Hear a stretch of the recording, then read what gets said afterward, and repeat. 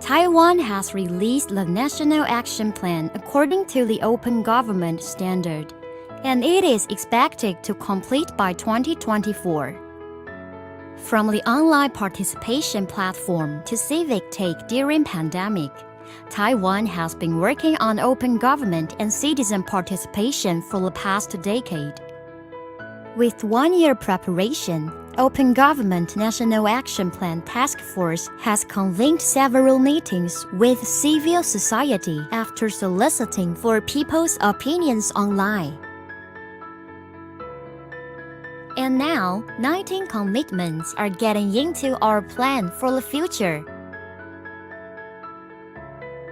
In Taiwan, we think of democracy itself as a kind of applied social technology that improves as people contribute to it. So just like semiconductor design, anyone can invent new ways of doing democracy, and that has become part of our political culture. The Taiwanese people care about open government principles, and we can help you to make it also fast, fair, fun for your people. Ensuring Taiwan's experience and progress in open government creates more opportunities to be visible, furtherly makes changes together with the international society. Taiwan can help!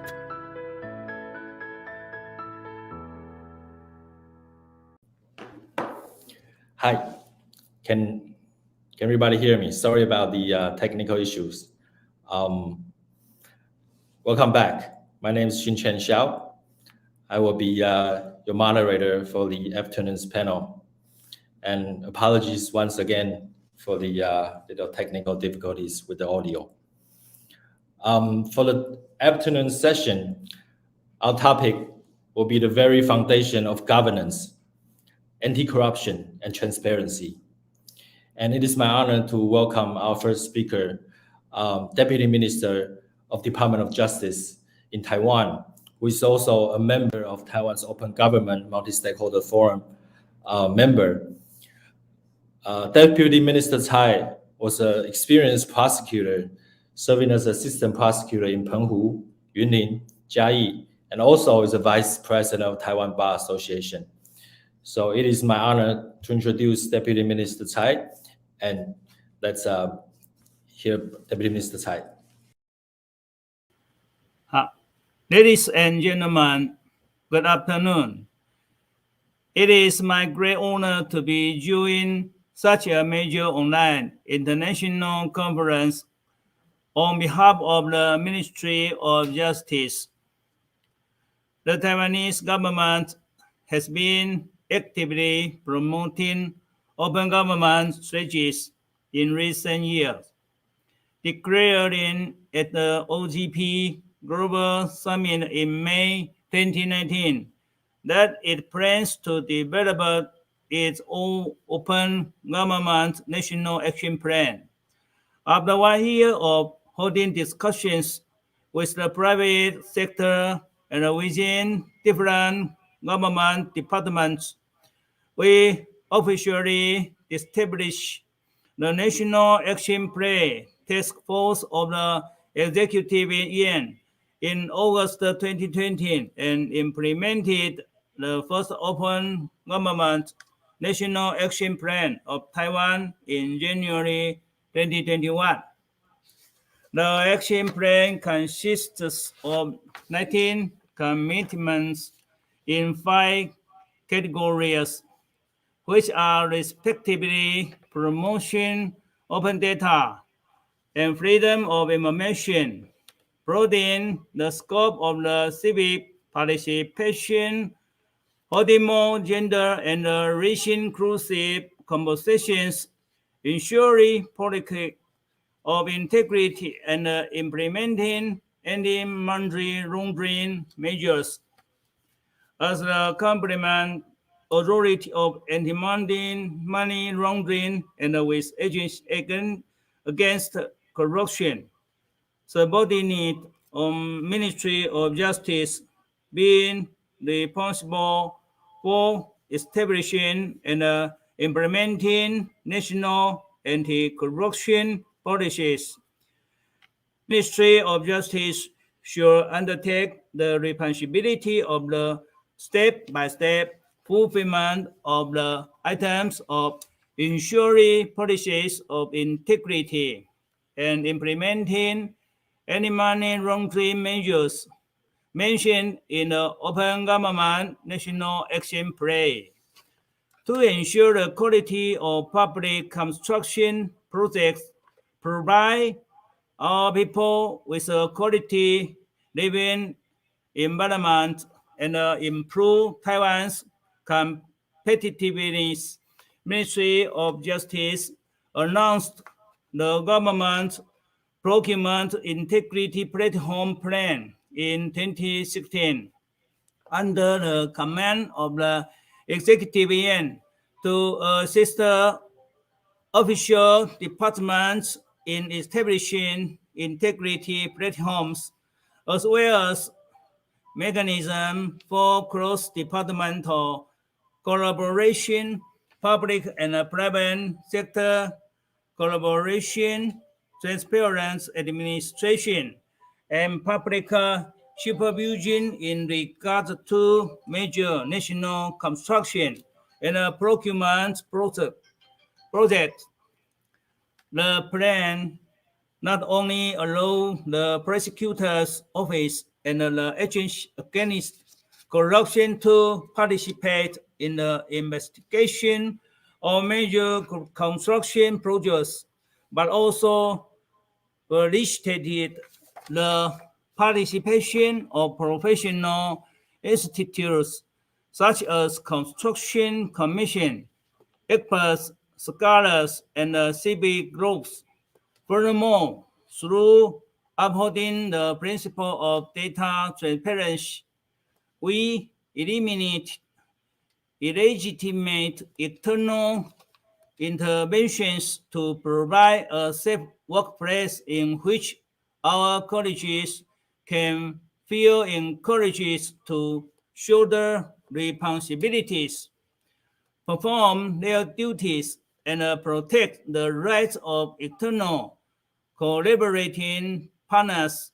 Such partners can then focus on fulfilling their contracts, thus allowing major national construction projects to be completed on time with high quality and integrity and providing our people with excellent public construction.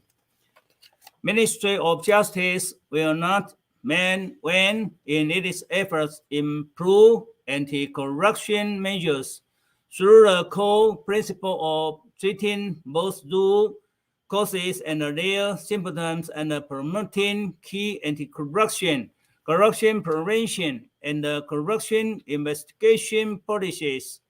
We will improve and expand the scope of the current procurement integrity platform and promote corruption awareness in corporations, schools, and communities so as to gradually foster public awareness. In so doing, we can create a society that does not tolerate corruption, that's curbing illegal and illegitimate behaviors in both the public and private sectors, while at the same time ensuring human rights and creating a country of high integrity and advanced rule of law. Anti-money laundering is major policy of Taiwan. To abide by international anti-money laundering regulations, combat crimes, and eradicate money laundering to boost economic growth. Since 2017, Ministry of Justice has collaborated with other ministries of the Executive Yuan to amend the Money Laundering Control Act, among close to 100 other statutes, thereby constructing a lawful framework for anti-money laundering. Meanwhile, our efforts have also gained us the recognition of international organizations. In APG's third-round mutual evaluation in 2019, Taiwan was determined to have comply with 76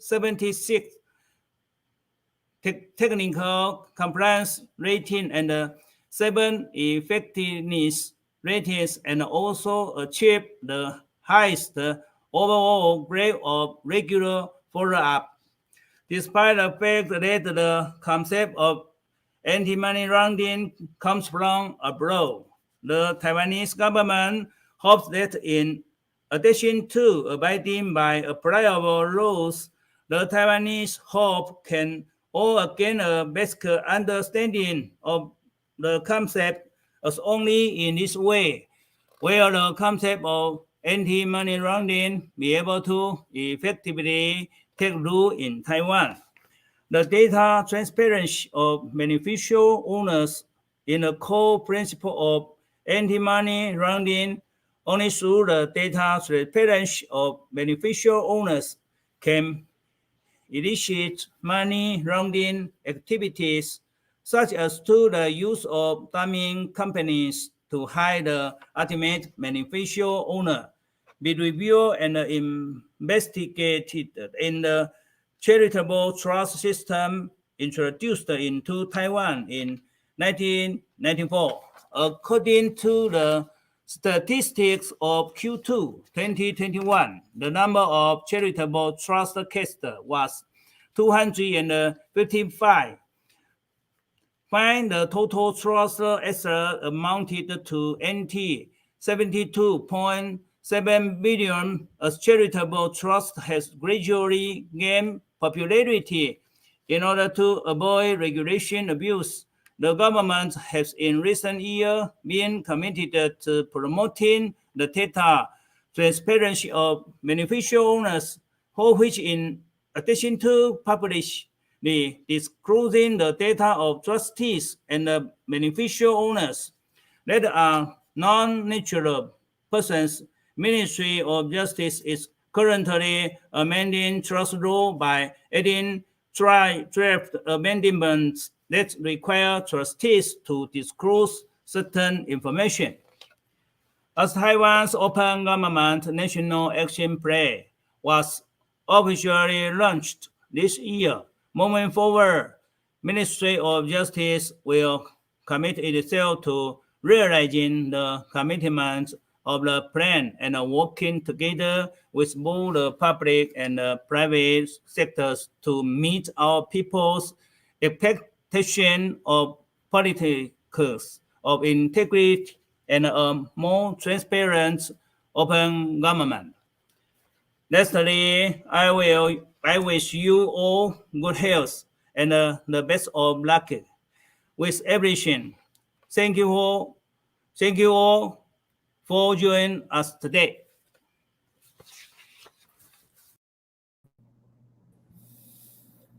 Thank you so much for Deputy Minister Cai Bizong's opening remark summarizing Taiwan's effort in anti-corruption in our open government National Action Plan commitments.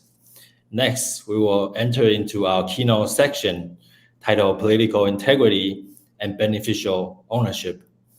And it is my honor to welcome our first speaker, Françoise Valerian. Let me briefly introduce Françoise is a professor of finance, regulation, and governance at École des Mines de Paris and CAAM in France, an author and the editor-in-chief of the French scientific journal Annales des Mines. Now let's turn the floor to Françoise for his talk titled, Thank you.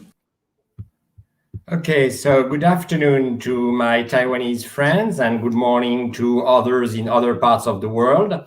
So thank you very much for your kind introduction. I'd like also to mention that I'm speaking here as a member of the International Board of Transparency International, the leading coalition against corruption worldwide. So I would like to thank the Open Culture Foundation and the National Development Council of Taiwan for their kind invitation to participate in this important Open Government International Virtual Forum. I would also like to greet the other participants in this session, and in particular my colleague Eva Dunčikaitė from Transparency International Lithuania, a Transparency International chapter very active on open government as well as on other topics. The topic of open government has been at the heart of Transparency International's concerns since its inception in 1993, and the fight for open government is being waged in each of the 100 countries where we are present. Why is this? Because, as was also implied by Deputy Justice Minister Tsai Pii-chung, fighting against corruption is fighting for open government. It is important to appreciate the paradigm shift that has occurred in recent decades as a result of the combined efforts of many civil society organizations on all continents.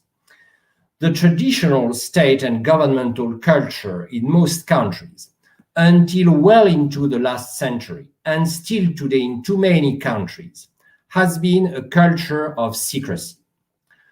Nothing was to be said or written of deliberations held in the greatest secrecy, and often the decisions themselves were secret, especially the most important ones. Secrecy was supposed to be the best weapon of a power that was not shared with anyone, and especially not with the people. And this secrecy was also presented, and often still is, as a guarantee of efficiency, as we shall see later. The paradigm shift consists in having replaced state secrecy with governmental accountability. It was a matter of recognizing that the government did not have exclusive rights to the general interest, and that civil society, that is to say the people outside of all economic and political power, had its say, always and on every subject, beyond the ballot box. But for the people to have their say, they must have access to information. The principle of public access to information has become one of the essential principles of modern democracies, so much so that the speed and reliability of administrative responses to public requests is now one of the most important aspects of the rule of law and open government. This transparency also and above all concerns the documents underlying public decisions, which must be immediately accessible when they affect the lives of citizens. The right of access to information is individual, but an open state cannot keep society fragmented. The civil society cannot do without associations, organizations, that we name non-governmental, but that must be in fact independent of any power, political or economic. These associations meet. Sometimes they demonstrate. Sometimes they publish opinions that differ from those expressed by the powers. And so they do all sorts of things that have been made difficult by health policies almost everywhere in the world over the last 20 months. The point here is not to criticize these policies, but the use by some governments of the health crisis as a pretext to plunge the life of the citizenry into agony. This pretext has sometimes gone as far as the brutal repression of civil society, with meetings interrupted, premises closed, activists arrested. This is a more general problem and one that did not begin with the health crisis. Open government is not the surveillance society, and one of the main duties of policymakers is to find the right balance between protecting against certain threats, such as terrorism, and preserving sufficient space for civil society.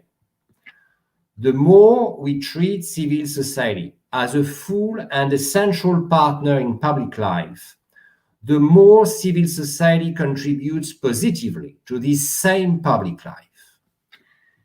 Civil societies and the associations that make it up are indeed the natural interlocutors of public authorities in the process of elaborating administrative decisions and regulations, laws, and even constitutions. I'm thinking of the Icelandic constitution, the first in the world that in 2009 was drafted by crowdsourcing and a massive consultation of civil society via the internet. And more recently, I'm thinking of the new Chilean constitution, which is being drafted after civil society expressed its deep desire for a government closer to the citizens. The action of civil society is obviously facilitated and accelerated by the internet, social networks, and in general, the instantaneous circulation of information.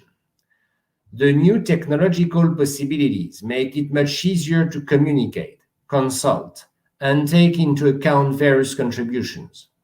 This is a fundamental change, since governments can no longer hide behind the argument of efficiency to defend secrecy. In the digital age, efficient government is open government. It is also a government that helps to expose the corrupt and gives them fewer opportunities. An open government is one that shares its secrets and at the same time accepts that those secrets are open to criticism. It is a government that accepts to say where its income comes from and where its expenses go. And it is also a government whose members in the broadest sense, parliamentarians, ministers, declare their secondary income, their assets, the economic interests to which they are linked. An open and transparent government can only be made of open and transparent individuals, ready to disclose, above a certain threshold of responsibilities or mandate, their revenue, interests, and assets. Once elected or appointed, those individuals have to decide. Before they decide, they consult various stakeholders, and this is normal, part of their job and normal political work. This part, however, also has to be transparent. This is transparency of lobbying, with lobbying registries and the possibility for each citizen to know who met whom, when, and on what topic. Open government is indeed a government with open procedures. Transparency is something that should not remain at the level of fine principles, but should be anchored in concrete practice. One of these concrete practices, maybe one of the most important ones, is open contracting. A recent standard of the Extractive Industries Transparency Initiative, the world's largest multi-stakeholder initiative for transparency in the extractive industries, states that all EITI implementing countries and companies should publish all contracts entered into or modified as of 2021. Respect for the law is the absolute minimum we should expect from any company, but corporations should go beyond legal compliance and adhere to ethical principles. One of those principles tells us that all contracts entered into by the government, by a public entity, with any other entity, whether private or public, should be published. Why? Because public entities are accountable to the public at large. They also often lack the skills and resources needed to successfully negotiate with private interests. Private companies can choose whether or not to disclose their transactions to their shareholders because they are sensitive to the risk of informing their competitors, and this is the main argument used by companies that still resist public disclosure of contracts with government. This is their point of view, but their public co-contractors have to follow another logic that should prevail over the private one in any political society that respects citizens' rights. A contract entered into by a public entity, even with a private entity, should be made public, because, like everything else done by a public entity, it affects the lives of citizens. If all oil contracts were public, their provisions could be compared from one contract to another, and it would be much more difficult to sign contracts that were disproportionately favorable to private interests. Suspicion of dishonest or corrupt deals would also decrease. In the frenzied years leading up to the 2008 global financial crisis, JP Morgan, the world's largest banking conglomerate, managed to conclude a financial derivatives contract with BVG, the public entity that manages Berlin's public transport system in Germany. Through this contract, BVG received a comfortable regular income by agreeing to insure JP Morgan against default on complex debt products. As the products defaulted due to the crisis, JP Morgan sued BVG for more than $200 million before dropping the lawsuit in the public outcry about having signed such a contract with a public transportation company. If the Berlin BVG had made the contract public as soon as it was signed, citizens could have warned the authorities of its consequences and obtained its renegotiation or cancellation. If the BVG's managers had known that the contract would be published, would they even have signed it? Is this all in the distant past? A recent study by Transparency International shows that out of a sample of 27 major European cities, only 1/3 published their contracts on the internet sufficiently and in a suitable format. If all of the corrupt contracts entered into by Brazilian public works giant Odebrecht with public entities in Latin America and Africa had been subject to mandatory publication, they might have been signed under different terms. If all contracts signed between governments and pharmaceutical companies for vaccines and treatments against COVID-19 were published, instead of being hidden, as is very often the case, there would be more competition and lower prices. There would be less corruption, and prices would be even lower and more lives would be saved. Asymmetry between private and public interests has always been a powerful driver of uneven transactions. This asymmetry is also informational, and it is well known in economics that transactions characterized by informational asymmetry must present certain guarantees for the least informed party. In addition to informational asymmetry, the obvious lack of financial skills and sometimes negotiation skills on the part of public entities further strengthens the argument in favor of publishing public contracts. The publication of these contracts is the best guarantee of a fair deal. It is also the guarantee of efficient public services when those are being contracted to private entities in water, sanitation, health, sometimes education. Contracting with private entities should serve public interest, not harming it to the exclusive benefit of private interests. Publishing public contracts obviously strengthens the negotiating capacity of the public authorities with private interests and ensures that citizens receive better value for money, more precisely, better social value for public money spent. A government that systematically publishes its contracts is much more respecting in the bidding or negotiation process, because the bidders know that the result will be scrutinized by the public at large. So, by publishing contracts, the government invites the entire population to the negotiating table. This is an essential aid to good government, a very strong threat to bad government. Transparent contracting is essential. What is essential as well, and goes with it, is contracting with transparent company. An open government is an entity open by itself, but whose mission is also to ensure openness and transparency of the main economic actors. What is a transparent company? First and foremost, it is a company whose ultimate beneficiaries are known. The Financial Action Task Force is currently defining a standard for the disclosure of these beneficial owners. This is a very important issue because without knowing the ultimate beneficiaries, anyone can hide behind a company, give a contract to a company to which he or she is related, buy a building or a company with illicit money.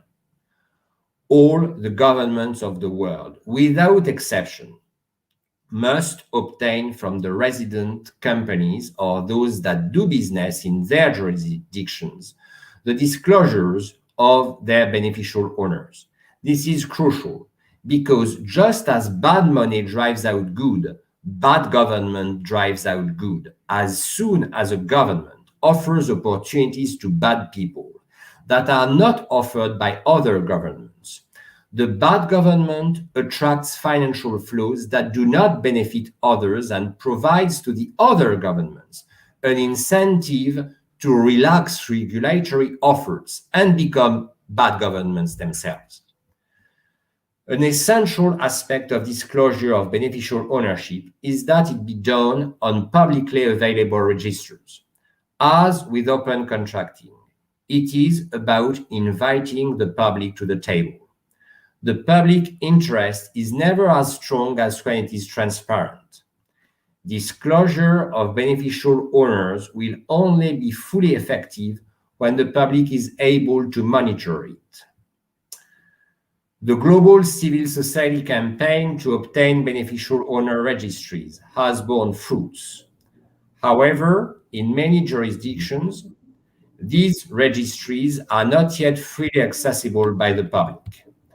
The degree of enforcement of sanctions for non-compliance is unknown, and public registries would be a powerful means of achieving compliance.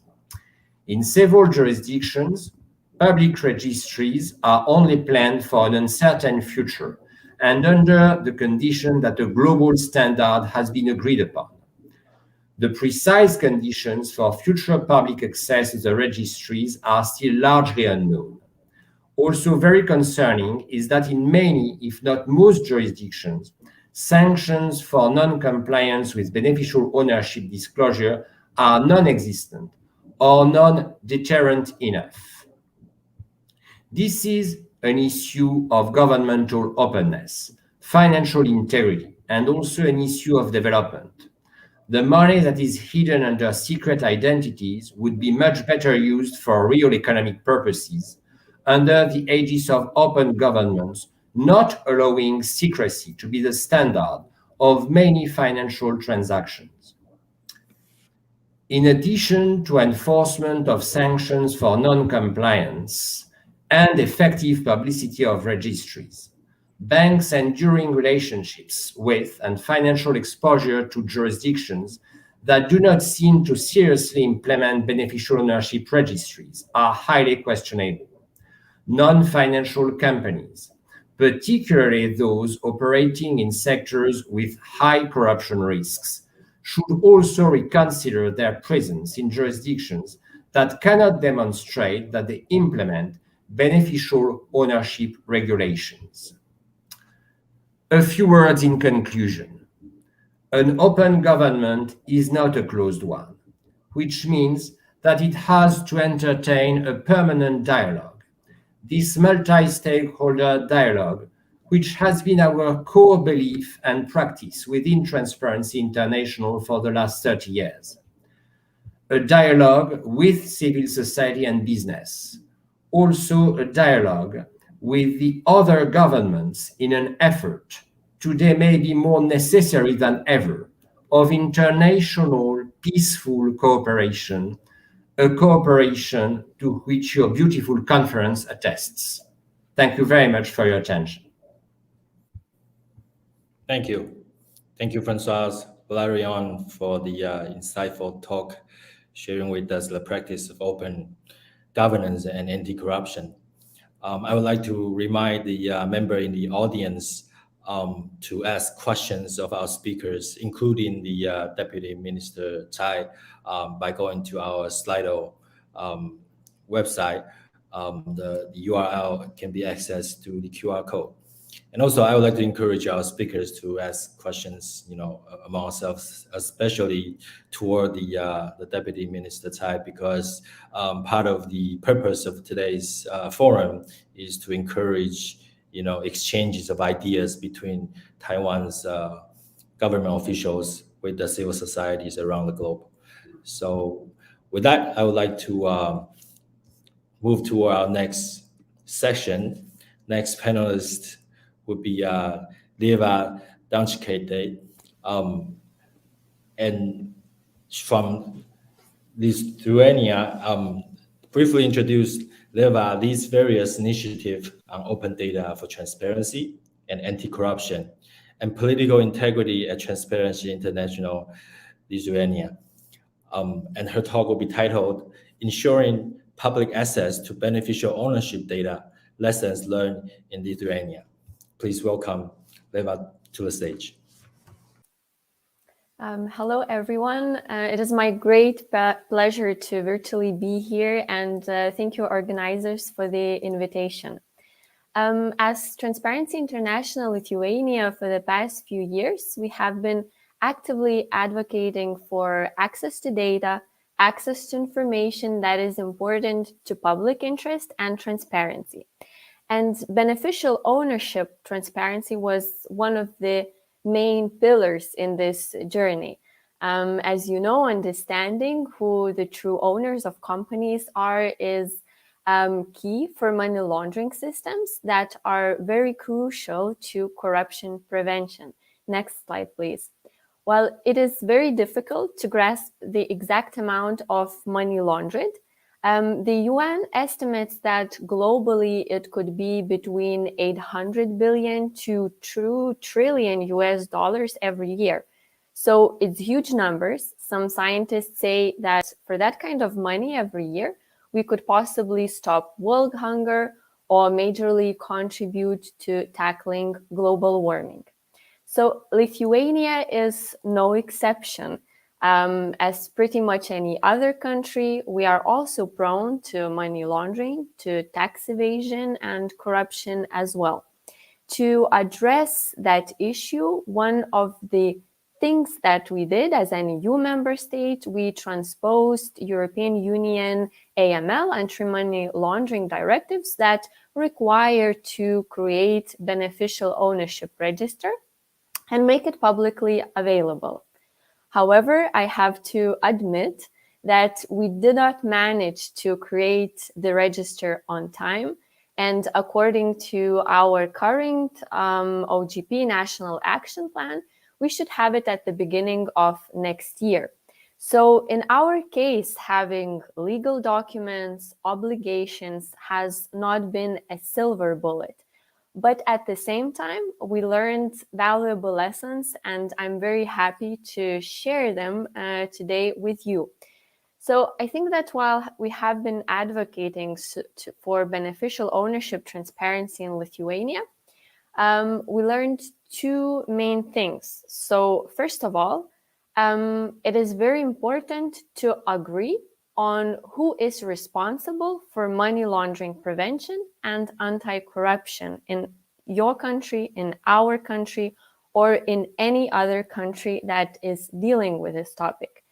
And second, I believe that it's very important to agree what data is necessary for public interest and to make sure that we have it open.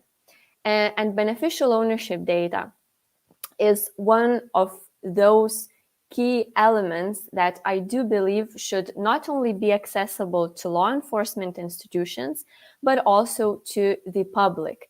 But as we already heard before from my colleague, and as we learned here in the European Union, that it is not that easy, and many countries have been failing to open beneficial ownership registers. So I think what worked in Lithuania to put this on the agenda was bringing issue more to home.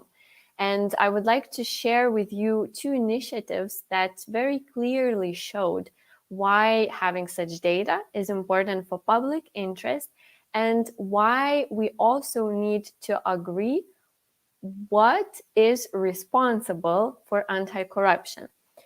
So during one of our latest initiatives on money laundering in real estate sector, we did desk research, had qualitative interviews with the experts in the field, and also gathered data via information requests to various authorities. Next slide, please. And one of the first things that we learned, and it's not going to be a surprise, that in Lithuania, we do not actually know the extent of money laundered in real estate. Some experts said that it could be proportionate to that in other European countries, as Lithuania's issues are usually the same, just smaller in proportion, but we don't know the actual extent of it. Next slide, please. In addition, we also learned that institutions in charge do not cooperate enough, and that is very important to improve the availability and quality of the data that we also already have in order to have a better prevention, a better monitoring of money laundering. And finally, next slide, please. Our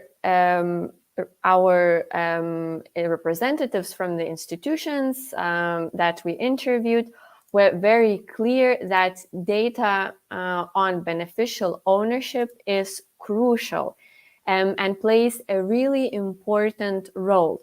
I was especially surprised when I heard that people such as notaries that are directly involved in money in real estate sector said that for them it is also difficult to verify sometimes who the true owners are, and that even they have to pay to get this kind of data, and then sometimes it is not even of good quality.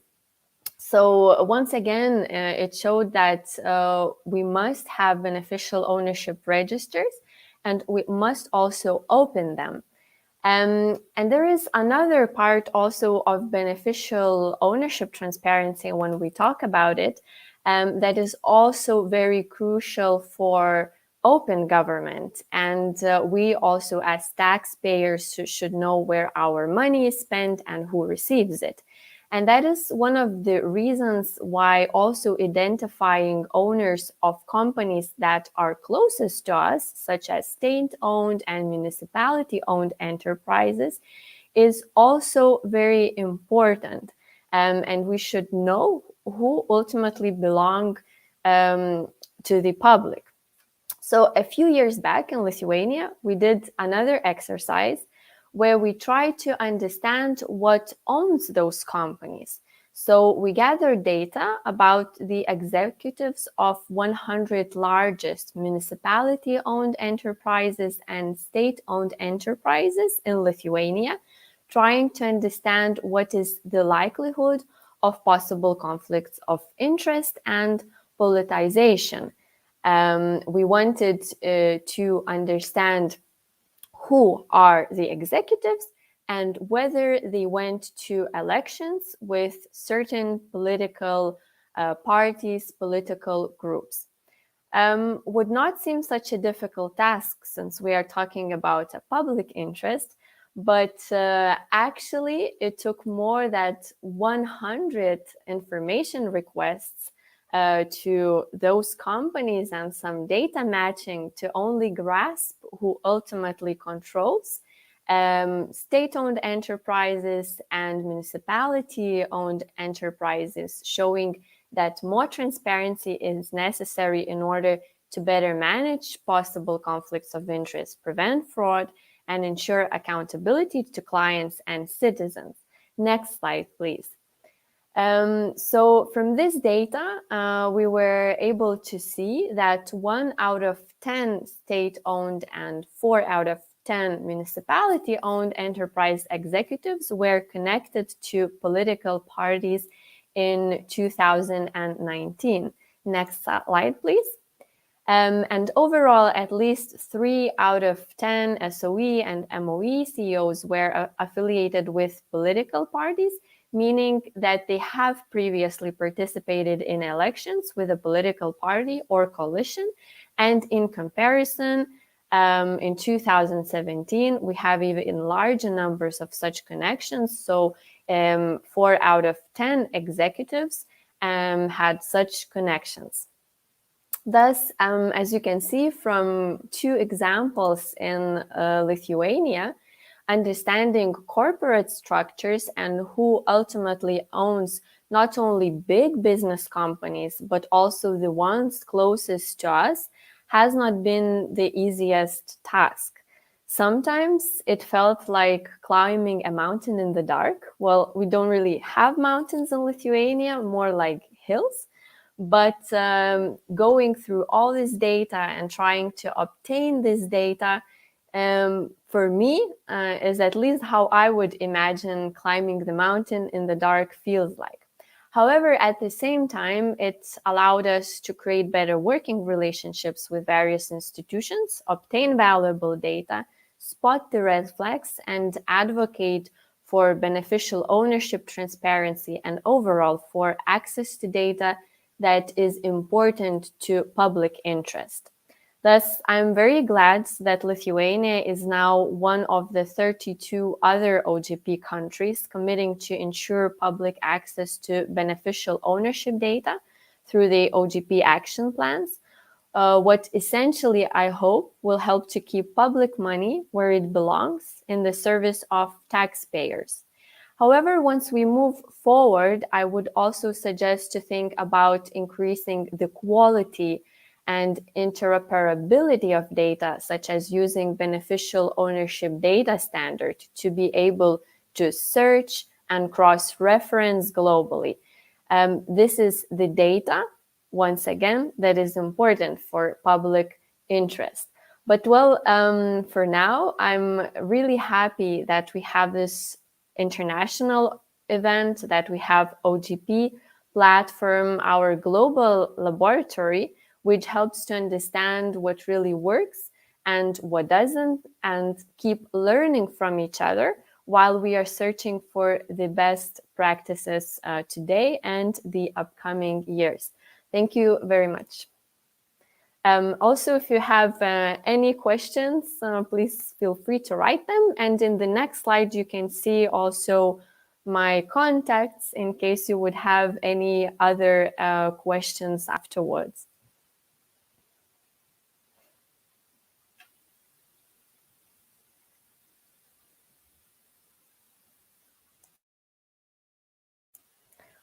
I believe we cannot hear the moderator. I don't know if it's only me. Sorry. Sorry about that. Yes, I'm back. Thank you again. Thank you, Leva, for your insightful talk. And I would like to remind again in the members of the audience that to ask your questions on our online platform Slido, and you can access the link via the chat room. So feel free to ask any questions about speakers today. And next, we'll move towards the next panelist.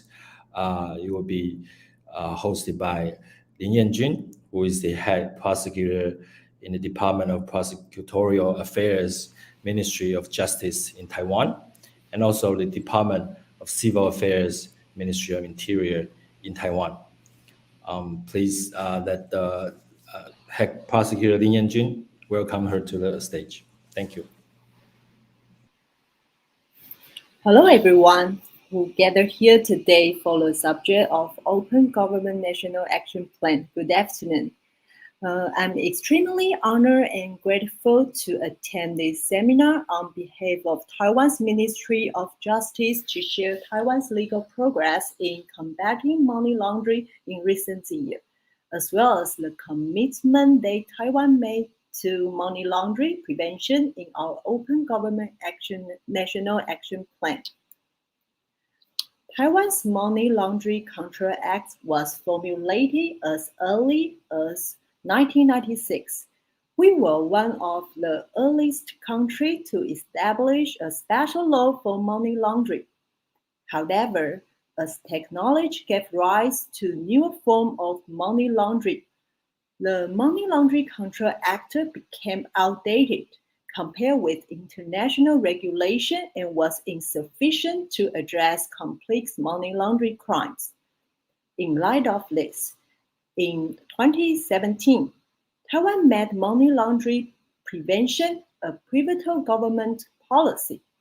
With the joint effort of the Ministry of Justice and many other competent authorities, we were able to add and amend many legal acts, including Money Laundering Control Act. In a short span of years, our efforts also received international recognition.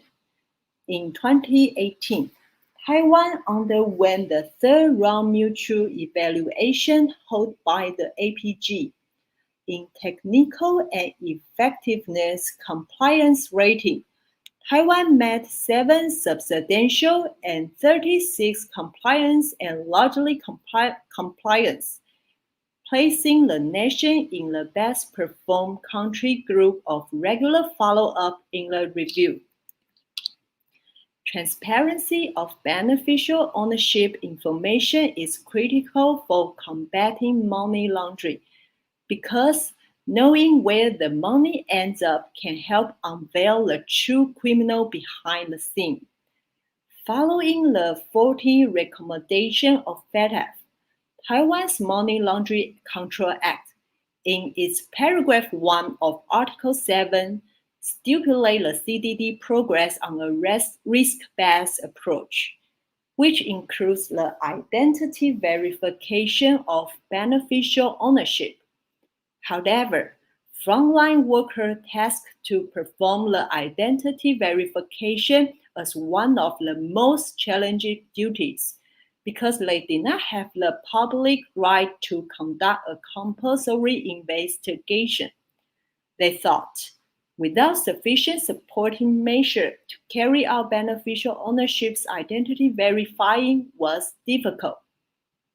As one of the response, the Company Act was added Article 22.1 in 2018, which required companies to report annually and electronically information regarding its director, supervisor, shareholders holding more than 10% of total shares of a company on the government website, which is called CTP platform. The Company Act also stipulates fines for violators who fail to fulfill their duty to report such information. The platform was launched in February 2019. It was first opened to FI and DNFBP and expanded to law enforcement and the Ministry of Economic Affairs later. They can apply for an account to conduct inquiries on a paid basis and use the data as reference for the identity verification of beneficial ownership. Law enforcement can use the platform to support money laundering investigation as well. However, the information enterprises are required to report on the platform is limited, who might not necessarily be the beneficial owners. In cases where there are complicated cross-shareholding structure in the legal persons, multiple inquiries will be required to try and get to the bottom of it. Despite so, the establishment of the platform still marks an important step in Taiwan's effort toward enhance beneficial ownership transparency in legal persons. International standards and the voice of the people in Taiwan have always been the guiding post for Taiwanese government while we are planning the policy and regulation. Take the addition of Article 22.1 of the Company Act, for example. It was drafted in order to follow the FATF recommendation, but facing a sharp divide appeared between the government and the business sector concerning the scope required for reporting. Government faced a strong force of resistance from the industry. After continuous communication and negotiation, both sides came to a consensus, which is the current version we see in the Company Act. From the launch of the platform until now, the reporting rate was over 90%. It could be seen that local companies were highly compliant with the legal requirement. Article 22.1 in the Company Act bears significance for enhanced transparency on beneficial ownership in 3 ways. First, it provides objective reference information for frontline workers conducting beneficial ownership's identity verification. Secondly, it raises legal person transparency by increasing money laundering costs and difficulty. Thirdly, the accuracy, timeliness, and integrity of report data is ensured as the platform allows users to make inquiries and report abnormality for further inspection. According to the statistic data of notification of abnormal, in 2020, there are more than 1,000 records, and 2021, there are 231 records, which means that the FI and DNFBP didn't totally rely on CTP platform during beneficial ownership review. When they found the data that company reported was incorrect or didn't match with what they knew, they still can conduct a substantive review. This brings us to the commitment that Taiwan made in our Open Government National Action Plan. That is, to expand the use of data on a company transparency platform. The aim is to prevent the creation of dummy companies and to increase cash flow and legal person transparency by training business and personnel required by the Money Laundering Control Act to conduct the CDD progress, to best utilize the data offered by CTP platform. The second commitment in Taiwan's Open Government National Action Plan in this subject is the data disclosure of charitable trust. The idea of charitable trust was introduced to Taiwan in 1994. The philanthropic nature entitled them to tax benefits.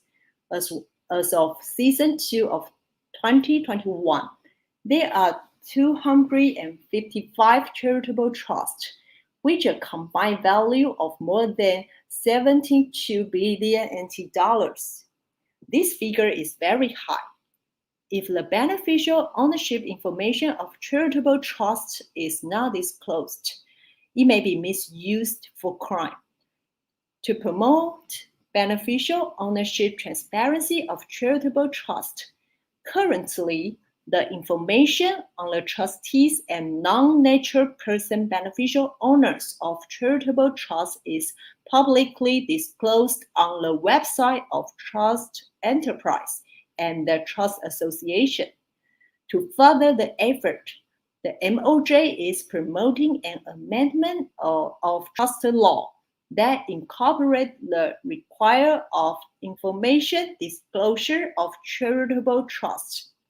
The information required for online public disclosure by charitable trusts includes trust deeds, wills, declaration, contents, grants, and donation list financial statements. If the draft passes the lawmaking process, the power of public supervision will be introduced to charitable trusts, subjecting charitable trusts to be triple monitoring of competent authorities, trust supervisors, and the public. This not only helps facilitate true charity, prevention charitable trust from being abused, but also reflect the open government value of transparency, public participation, and accountability. Open government policy have an important role to play in Taiwan. Taiwan made an effort to combat money laundering and increase beneficial ownership transparency in recent years. To increase cash flow and legal person transparency is our commitment, also the challenge in the future. To this end, Taiwan will continue to work with other countries on this path. Today, we will honor having many experts from home and abroad in the audience. Any feedback or discussion is welcome. Thank you for your attention. Thank you, Head Prosecutor Lane, for sharing of valuable lessons in our open government's commitments. And next up, we will welcome Zhu Zhaohua from the Department of Civil Affairs in the Ministry of Interior from Taiwan. Please have Zhu on the stage. Thank you. Good evening, everyone. It's my pleasure to share here. Now I share my video so you can see the whole screen.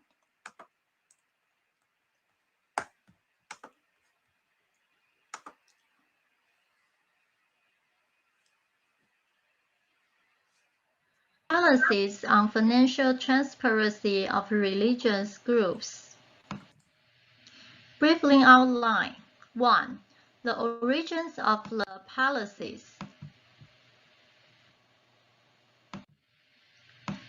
First, Foundations Act. Foundations Act is the sanction law that all people in Taiwan expect. The most concerned is the financial disclosure provisions of Article 25 and 26. However, Article 75 stipulates that religious foundations do not apply to this law and should be separately ruled. Therefore, the focus of social attention began to focus on how to effectively supervise the finances of religious foundations.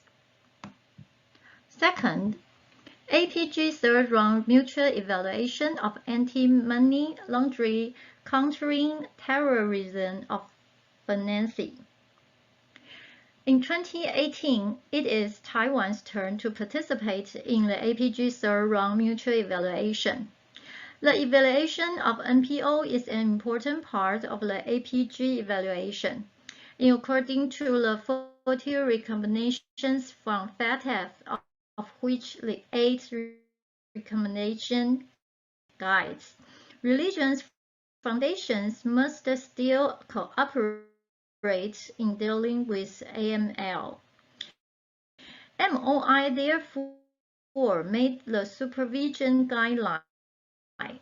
So the current AML work of religious groups is based on the requirements of the international organization FATF for international members. Third, Open Government National Action Plan. In 2020, the National Development Council decided to propose Taiwan's first National Action Plan for Open Government. From February 27 to March 6, in the Public Policy Network Participation Platform, Mr. Xu suggested that the financial transparency policy of religious group should be promoted. On October 28, 2020, the Executive Yuan opened the government's first meeting of the National Action Plan Promotion Group. MOI, Taiwan's highest religious authority, was listed as the authority and the responsibility to promote the financial transparency policy of religious group.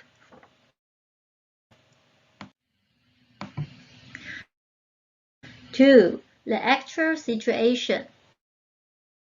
Taiwan is a free and a democratic country governed by law. The promotion of a financial transparency policy for religious groups involves many complex aspects, such as: first, religious freedom. Article 13 of the Constitution stipulates freedom of religious belief. Interpretation number 573 had indicated that the government's intervention in religious affairs must be limited to preserve religious freedom and major public welfare, and must adopt methods that minimize damage. The government should respect organizational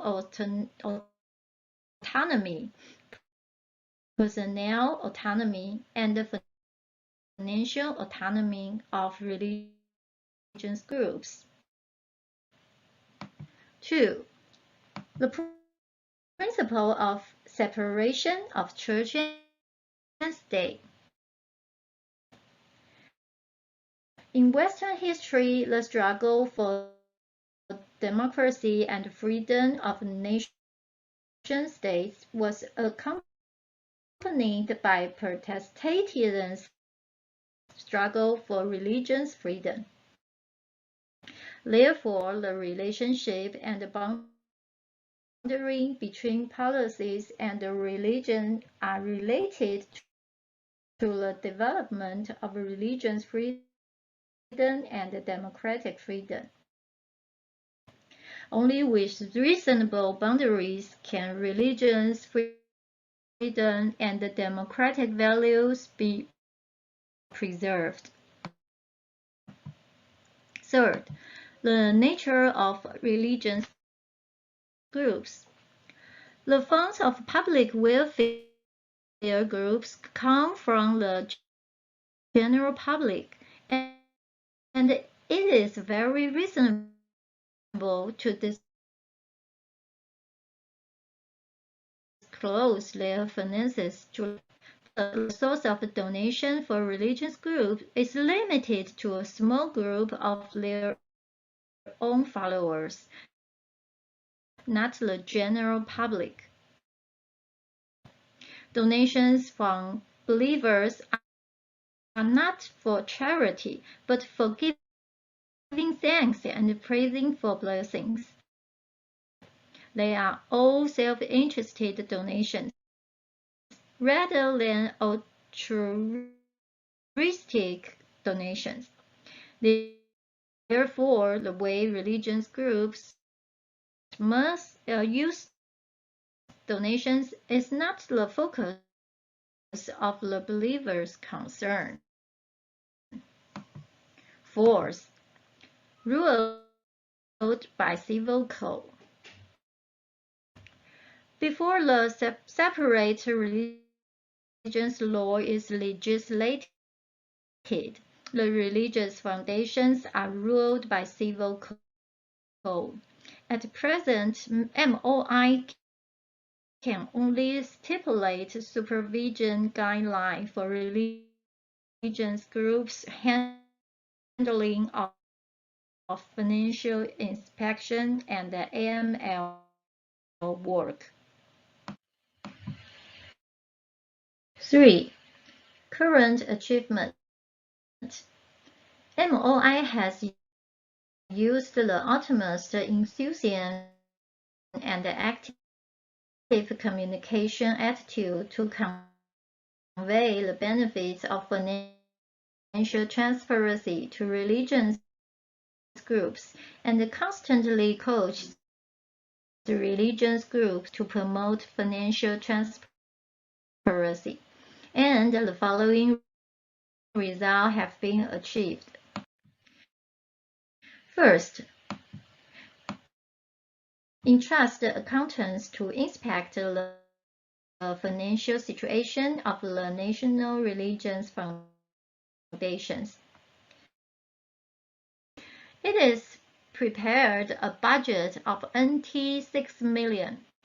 It will combine various types of religious organizations, local governments, accountants, and the executive branch AML office to jointly implement the policies of religious groups' financial transparency. 4. Work overview this year. MOI has 6 specific commitments of the Open Government National Action Plan. This year, MOI has completed the first item, formulate the MOI subsidy plan for the financial condition improvement of religious foundations and temples in 2021.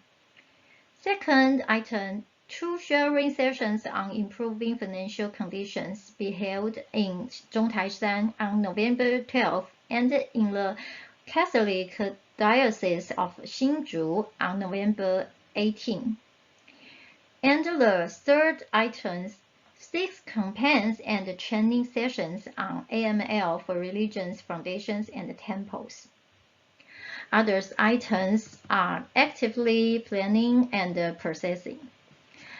They are expected to be completed before the end of May in 2024. Here are the photos of 6 campaigns and training sessions. Thanks for listening.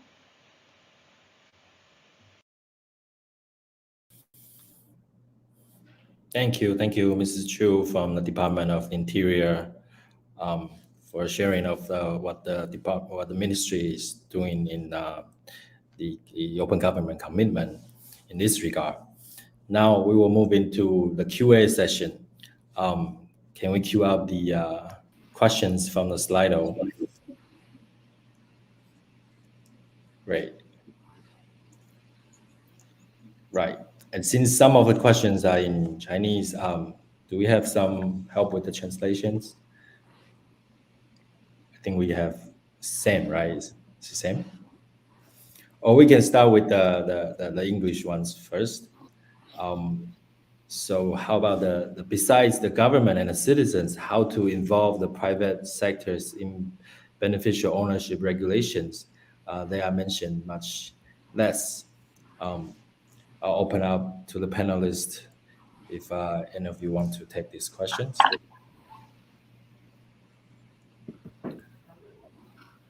Well, I'm fine with addressing this first question if you wish. So in terms of the religious groups, I think that what is important to know is what we want to pursue with beneficial ownership. We want to identify the individuals behind the company. So what matters is to know the individual identities. So now if there are associations behind the companies, and if the associations are transparent enough for us to know what associations they are, and here we may have religious groups, that's fine, but we know that these associations or churches or whatever are behind the companies. But I don't think we want to enter into distinguishing between churches, religions, etc. It's, as everybody knows here, a divisive issue. What is the common issue and the universal issue is to identify the individuals behind the companies. Thank you, Francois, for the answer. Does anyone else want to elaborate? I can also talk about the private sector a little bit. So I think there are two things. One is how do we create this behavioral change? Because now we sometimes forget somehow that transparency is a good thing. So I think this is very important to talk about it both with private sector and public sector representatives, because the relationship between them is what matters. So, for example, what we do in Lithuania, and I know other Transparency International chapters also do, we do assessments every few years of the largest companies in Lithuania and see how accountable they are, whether they publish their corporate structures, whether they publish their financial statements, whether they have anti-corruption programs. And actually, we have started seeing the behavioral change throughout the years, because when we did it in 2014, very little companies disclosed something, and then we saw increase throughout the years, and actually more and more of them are disclosing information. So I think this change is also happening, and I think it's also very important if we talk about beneficial ownership, transparency, and making private sector not to have sanctions, but be willing to disclose such information. Thank you, Leva, for answering this question. And let's move on to the second question, which is in Chinese, and I'll roughly translate. So in countries like France and Lithuania, in dealing with the okay, Sam, Sam, you wanna translate? And I want to add that for our friends from the Ministry of Interior and Justice, that we can answer in Chinese, and our interpreter Sam will interpret your answer for you. Okay, please, Sam.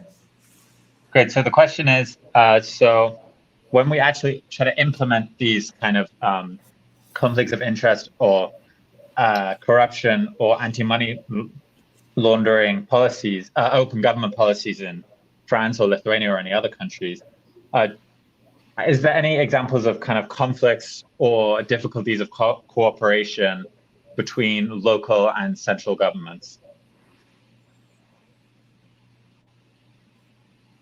Yes.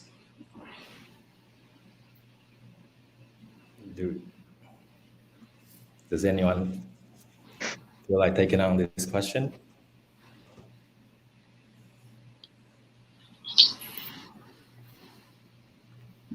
法务部跟内政部的朋友也可以用中文回答。Yes.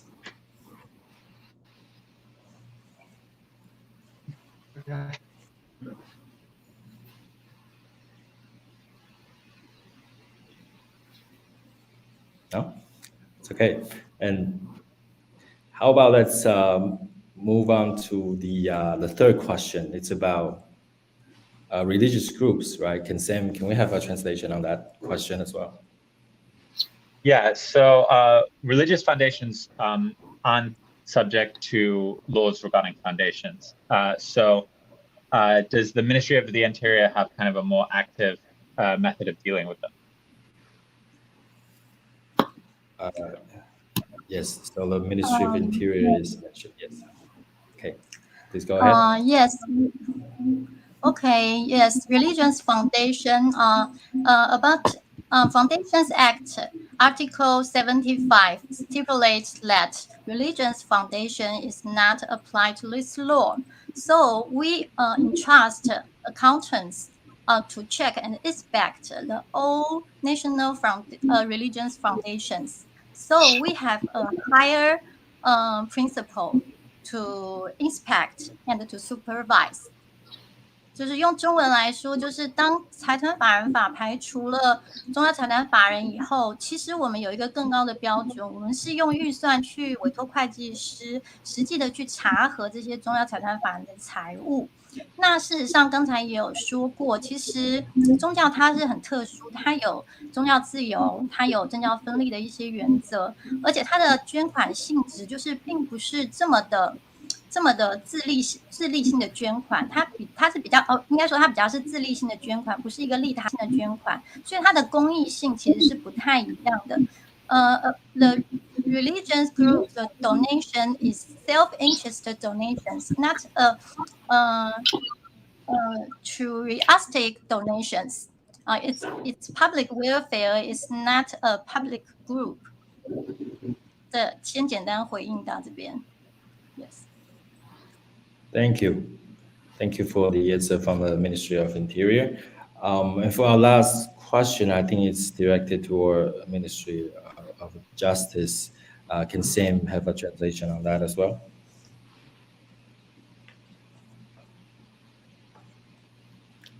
Sam, you muted.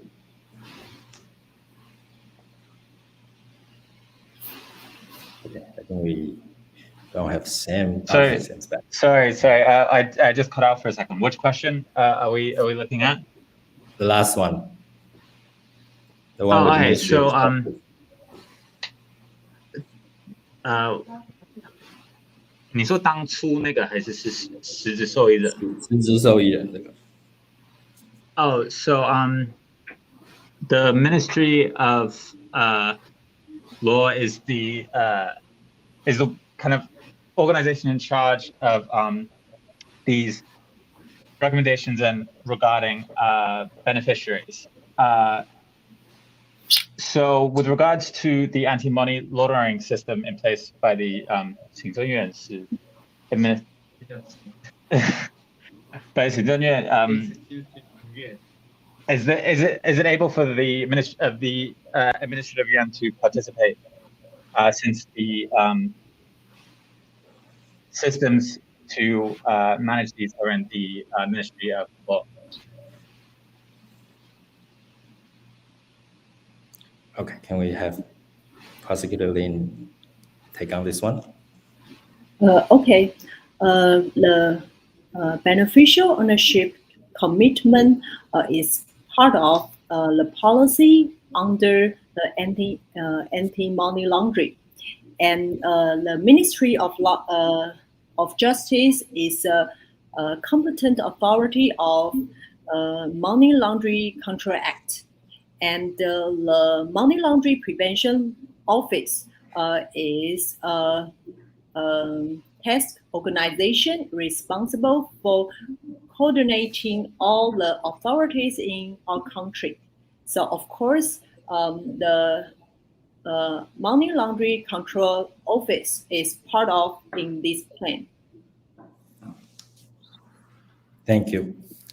And I think we have time for the last question, which would be it is interesting what would happen when we put religious groups into a beneficial ownership issue. Are there any international experience or cases? Can we have our friends from France and Lithuania try to tackle this question? Well, I think I answered this question previously, but I see on the screen a very important question, which is, well, there are two questions on which I'd like to briefly comment. How can groups like Transparency International convince governments of the importance of openness? That's through global mobilization. We've been successful as a global civil society to mobilize on climate, and corruption is a harm to society exactly as carbon emissions are harm to the planet.